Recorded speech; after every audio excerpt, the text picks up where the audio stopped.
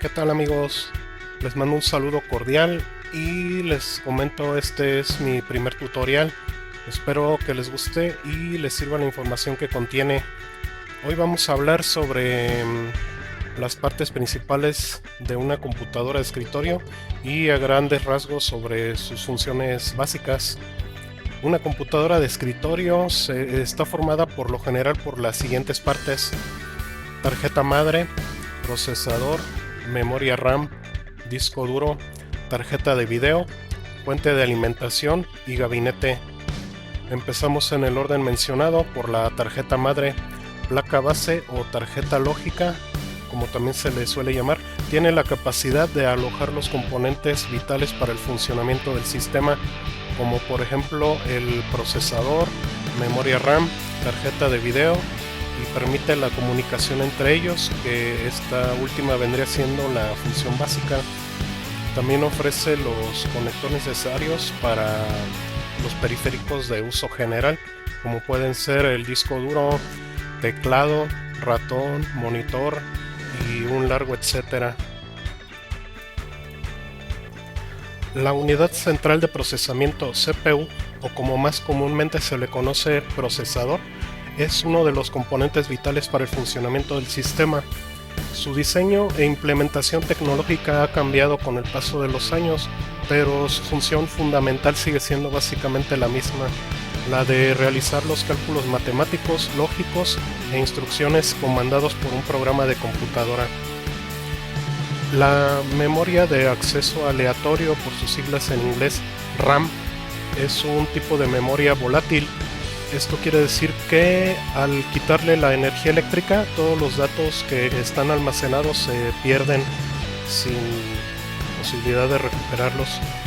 Y su función básica es almacenar temporalmente datos de trabajo y códigos de programas requeridos por otros componentes del sistema, como son el procesador o la tarjeta de video. Este tipo de memoria permite que sus módulos de datos sean escritos y leídos prácticamente al mismo tiempo, sin importar dónde se encuentren físicamente.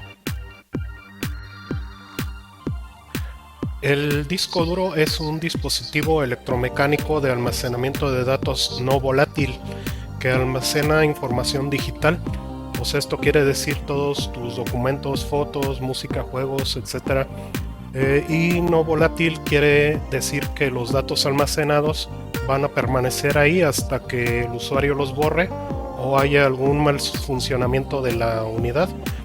Y así como en la memoria RAM, el acceso es aleatorio, ya que los datos pueden ser leídos y escritos en cualquier orden, pero a diferencia con una velocidad muy inferior a la memoria RAM, a razón de que la velocidad del disco duro varía en base a la parte física donde los datos estén siendo leídos o escritos, y la velocidad de rotación del mismo plato.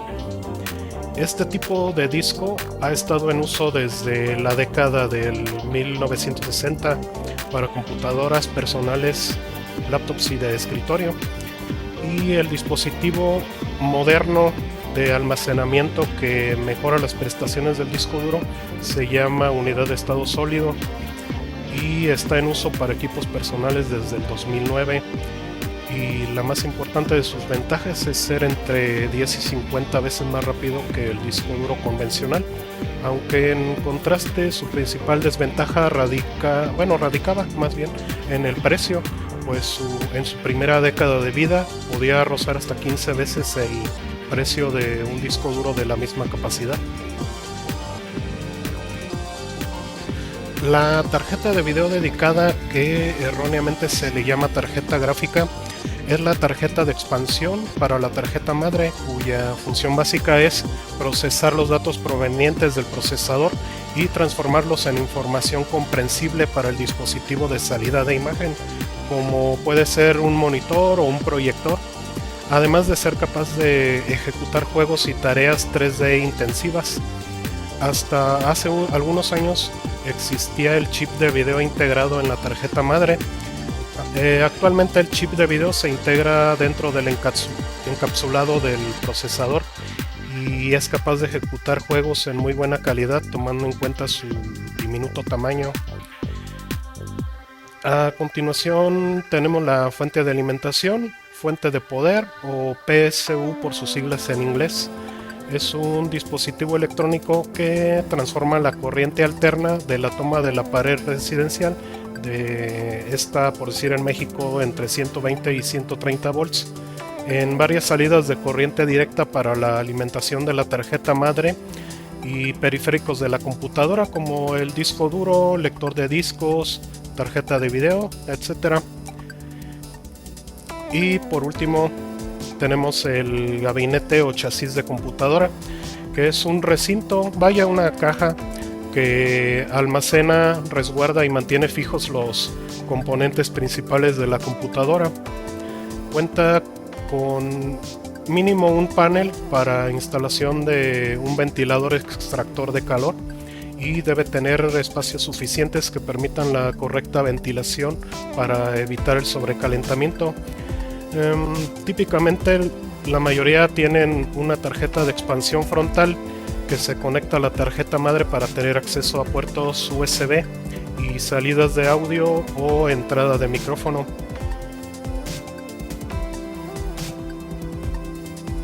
Y bien, pues la información contenida en este tutorial pues es muy básica. Esto va a servir como un prólogo para otro video que va a venir después, explicando más a detalle el funcionamiento de cada componente. En fin, espero que les haya gustado el video y sobre todo que les haya servido la información.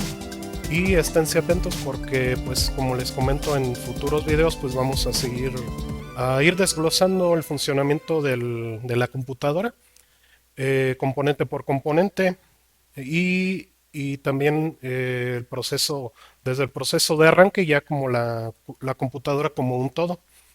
Bueno, los dejo. Saludos, hasta pronto.